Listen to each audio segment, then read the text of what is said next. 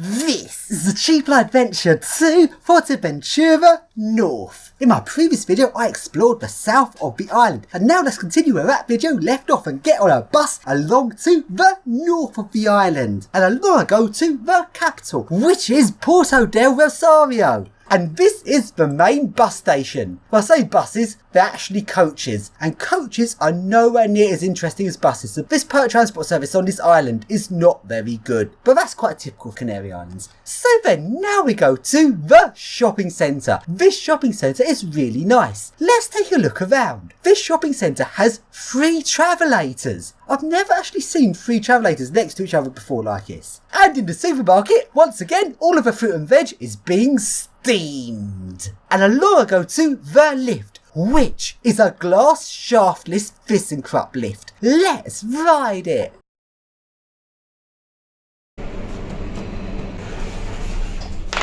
Shaftless.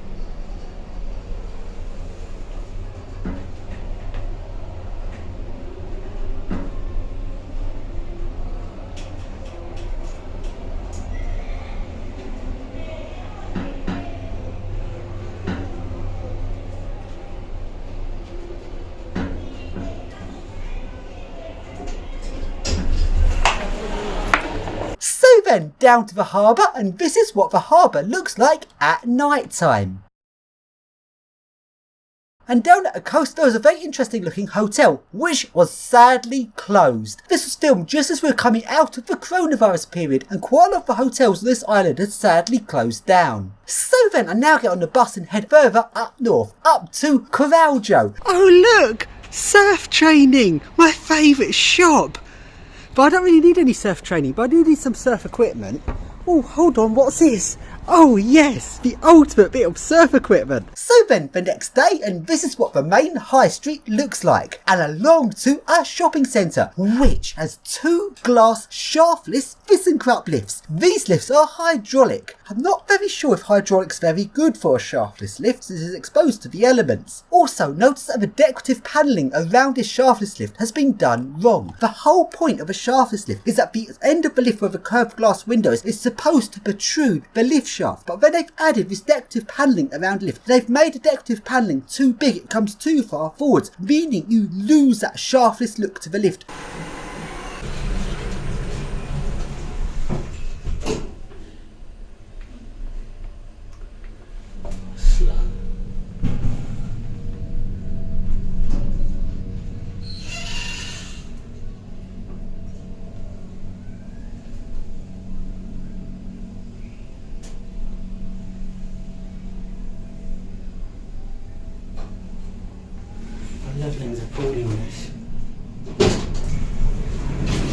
And now let's ride the second one of these glass ThyssenKrupp shaftless lifts.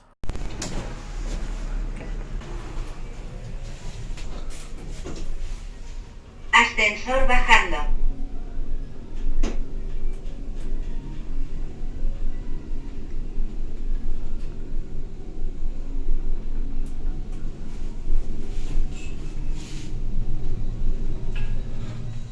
Planta -1.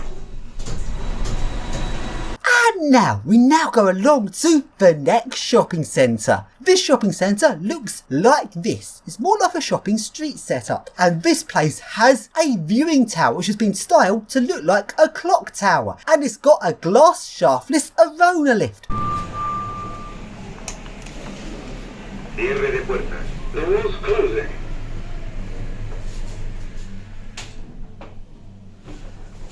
Subiendo. Lift going up. Hydro.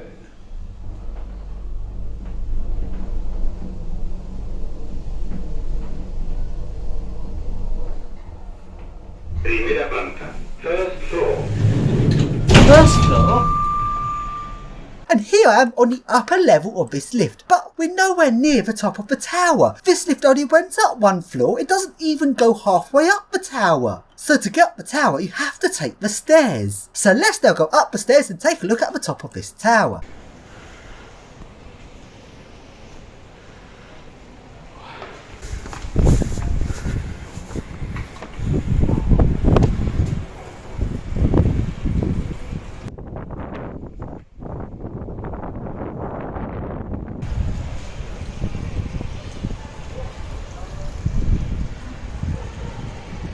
And now, along we go to the outskirts of town, where there is 2 resorts. One 5-star luxury resort, which is located across the road from an abandoned, unfinished resort. Let's first take a look at the abandoned one, and this is what it looks like. It's very interesting to see the structure of this resort without all of the decorative cladding on it, and also notice how cheaply built the structure is. Even the most luxury 5-star resorts that look really nice once they're finished, the actual structural quality of the physical building behind all the decorative panels is actually really cheap.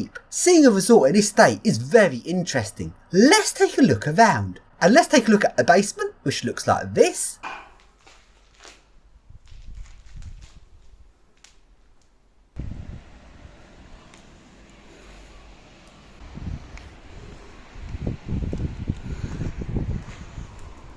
And let's go up the stairs to the roof.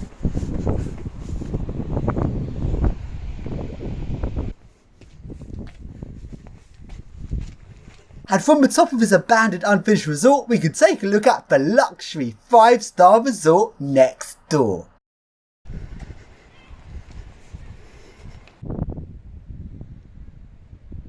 So then we now go to another part of this abandoned resort. This part is a bit taller. Let's take a look at this part.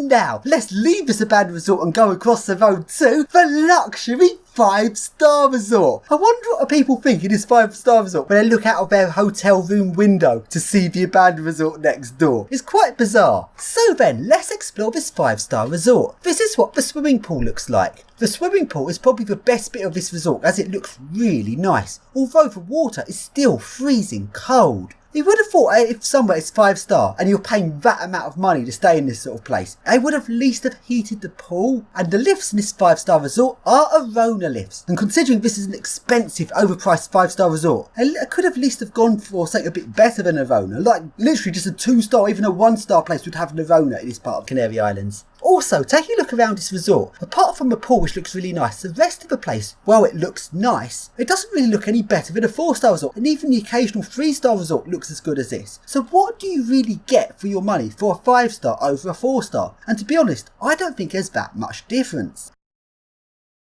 And now we go outside of this 5-star resort to the beach. And this resort has a little pier. Let's take a look at a pier. And this pier has a weird shower.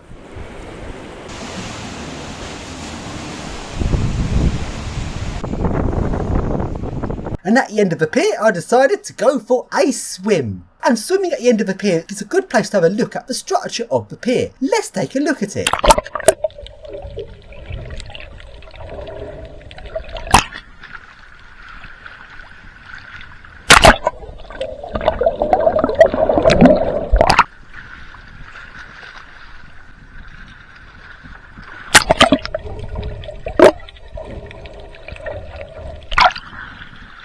Then now we go to the next resort, which is a 4-star resort. This resort is really nice and dare I say even nicer than the 5-star. We go into this resort and it looks like this. This one is a particularly nice resort. This place looks absolutely stunning. Let's take a look around. This resort is very big and has this nature area to it. Most resorts don't have this and it is very nice, and it even includes a glass bottomed bridge. And it's also got a second nature area with some lakes. And now along to the swimming pool. This swimming pool looks very nice, although sadly it is freezing cold, but it's still a very nice place to take a swim. Let's swim around the pool and take a look at its interesting canopy, where the canopy legs go directly into the water of the swimming pool.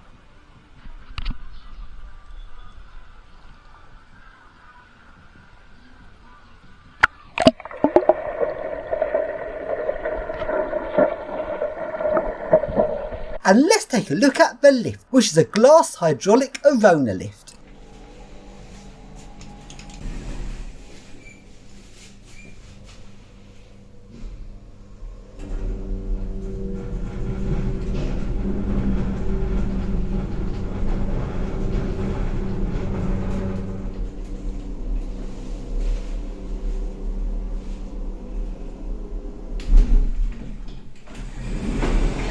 And now, on this island, as well as the hotel resorts, there's also lots of villa resorts. Unlike a hotel resort which has interesting buildings which are fun to explore, villa resorts are literally just a load of little houses built around a communal swimming pool. And while this might be nice to stay in, for me exploring a place, this is pretty boring. Now, when I went to this island, unlike most people here, just sit around and relax, I do the opposite. I was on a proper mission to explore every single resort on this island. I must have been in like 60 resorts, and to be honest, the villa resorts like this one, where it's just like loads of little houses around this communal pool, are just not that interesting. And also, as well as this type of villa resort, the other type of villa resort is like this, where each individual building has their own individual pool rather than a communal pool. And these are crap. Like, just take a look how crap and little that swimming pool is. Yeah, it might be your own private pool, but it's a crap pool. Anyway, for the rest of this video, I'm only now going to be showing the hotel resorts, and I'm going to leave out the rest of the villa resorts. And with that said, now to the next hotel resort, which is this one. And this one is really nice. Oh well, I say really nice. The only thing crap about it is the lift, which is a piece of cancer. Shit. Nice one. That's weird.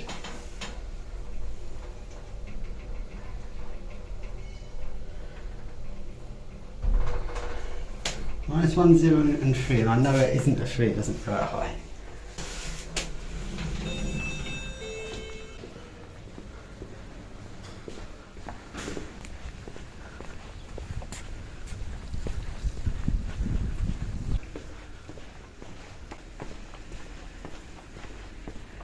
And now along to the swimming pool, and this swimming pool is particularly interesting. I've done lots of effort into styling this pool.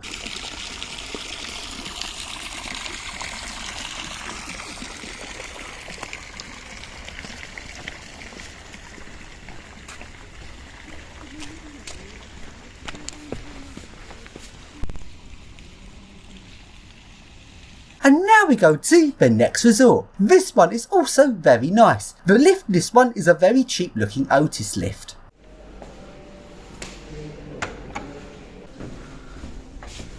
Cheap. Door sunshine.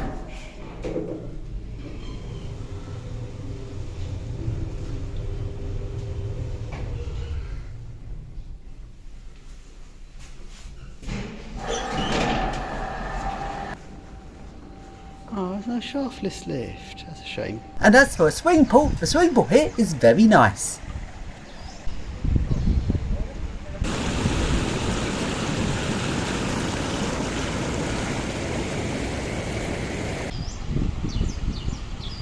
And now we go to the next resort, which this one's a bit of like a halfway between a hotel and villa resort. And this one, there's not really much to see in the way of buildings, but the swimming pool is actually really nice looking. This would be a really nice pool to swim in summer, but in winter time it is freezing cold.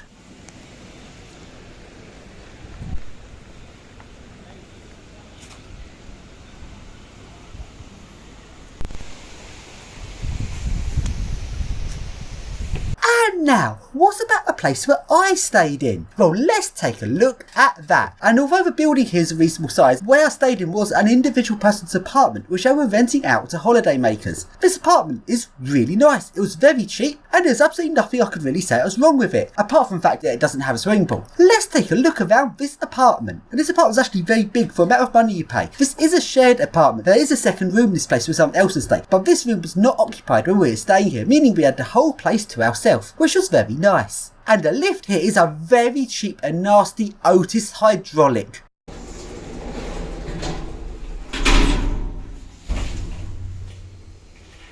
And now, let's go on a walk along to the volcano. Like, I've never actually seen a volcano before, so let's go take a look at it. And on the way to the volcano, we come across this quarry, which is now being used as a kind of a scrapyard.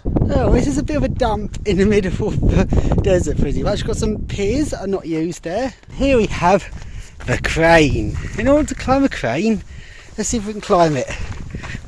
Actually, that's really awkward to climb at that angle, but that is a crane. That's your top piece of the crane there. That's your tower piece. That even shows you your stuff for your crane there. Okay, this crane's going for scrap. It's rusty to an unfair degree of rust. Right, everyone, climbing my crane. Can I climb it at this weird angle? Let's see. Climbing a crane horizontally is harder than climbing it vertically. That's rusty to a point where, yeah, that's going for scrap. So continue along to Volcano, and this is what the Canary Islands look like without any of the resorts being built on them. They are literally just stony deserts. It's a very weird and surreal looking landscape. I've never seen a landscape like this, which makes it quite interesting to me. And along to where the volcano is, and this is what one of the volcanoes looks like. Let's hope it doesn't erupt where I'm standing here.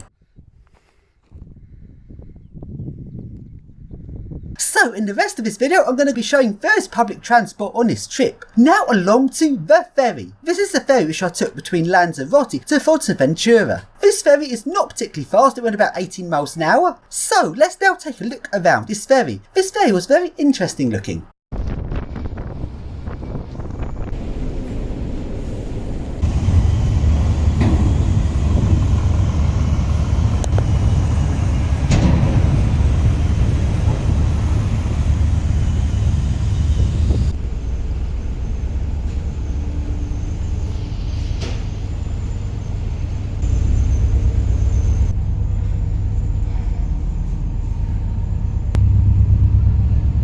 And here is it departing from Lanzarote.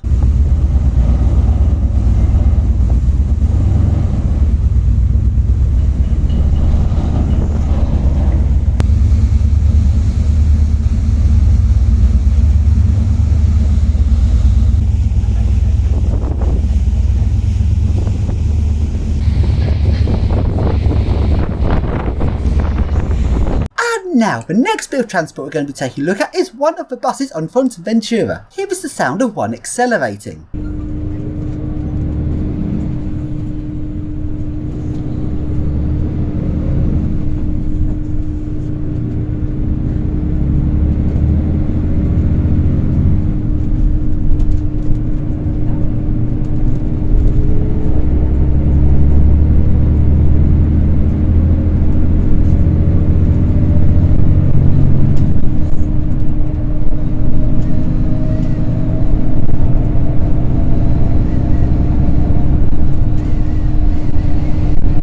Go along to the airport.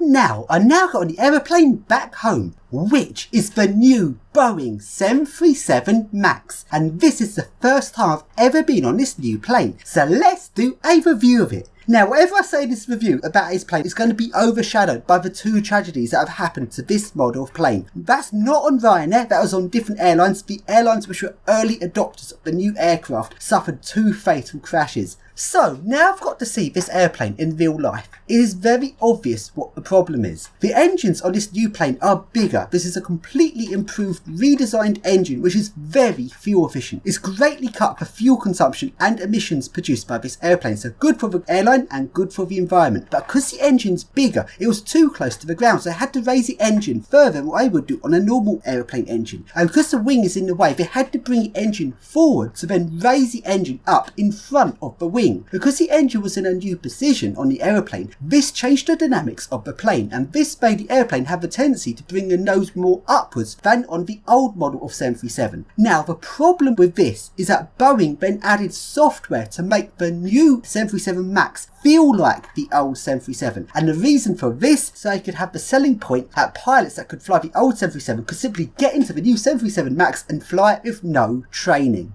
Now, to be honest, even just saying it is so blindingly obvious that that is an utterly bad idea. Yeah, that's what happened. To sum up what happened, Boeing got overconfident. They had such a success in the past that they felt they could do whatever they want and it wouldn't be a problem. Plus, there was a lack of regulation. Boeing was signing off the safety for the aircraft rather than having an outside body doing it. It is utterly messed up. And then what happened was the software had no redundancy. On aeroplanes, there's two of every sensor in case one sensor fails, and the software looks at both sensors. This bit of software makes the plane feel like the old model of plane only looked at one sensor. And the airlines that were early adopters of this plane suffered two fatal crashes just after the airplane had taken off from the airport. Because the airplane took off, the software only looks at one sensor. The software's job was to bring the nose down to make the airplane feel like the old airplane. Because the one sensor it was looking at was faulty, it then brought the nose down too far, causing the plane to crash. What was even worse about this is that the pilots and maintenance had no idea about this new software. Boeing simply just told them that a plane is made to feel like the old plane and didn't go into any more detail than that.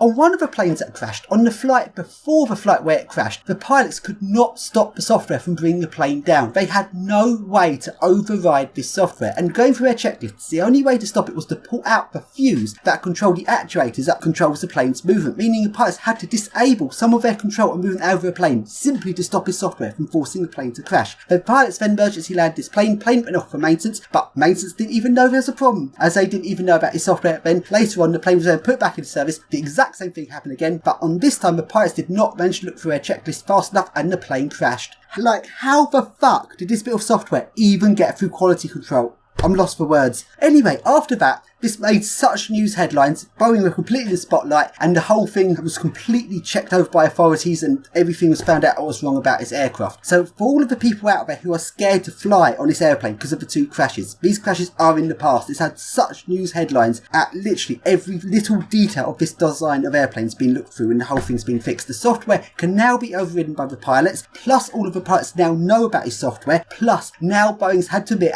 the pilots now do need training before they can fly the new plane. So then, I'm now going to do my personal review of what I thought about his plane when I travelled on it. Ryanair are now flying this plane, and Ryanair have a very good safety record despite being very cheap. So as a passenger, what was it like to fly on a new plane? And the answer to that is, it was actually really nice. This aeroplane felt particularly smooth. It was one of the most stable planes I've ever been on. It also felt very refined, like Boeing had put massive improvements into this plane compared to the old model. Everything about this plane was incredibly good. It was one of the most stable aircraft I've ever been on. And as for the interior of the plane, the interior is actually really nice. It looks very spacious, it's very modern, it's very bright, and the seats are much more comfy than the seats on the previous model of plane. So as for myself as a passenger actually travelling on this plane was excellent. It was a very nice plane. And here's this airplane taking off from Fuerteventura Airport.